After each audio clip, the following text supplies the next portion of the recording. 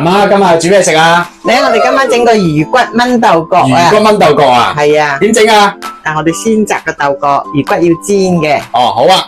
先摘豆角先啦。哦，先摘豆角。豆角我哋就摘好噶啦。而家我哋先剁啲魚骨去煎佢先吓。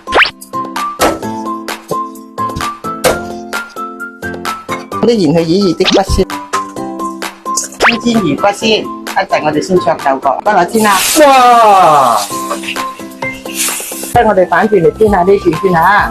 啲魚骨煎呢啦，我就燒水推飛豆角啦。得咗啦，我轉起嚟先吓。水滾啦，我哋先灼啲豆角，啲燒酒落去，啲糖。下得啦，啲豆角咪唔爽，我又炒起嚟啊！嗱，我哋撈起嚟啦。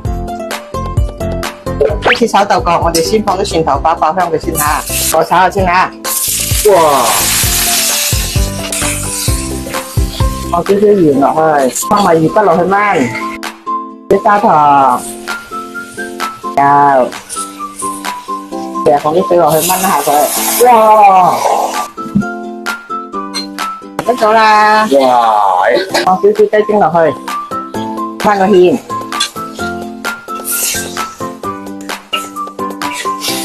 魚骨炆豆角，加少少蔥花點綴下，得咗啦。哇，有得食喎！係啊，哇，真係正啊！簡簡單單又一餐啊！咩嘅？豆角炆魚骨啊，哇，係，老媽子整啊，你有冇食？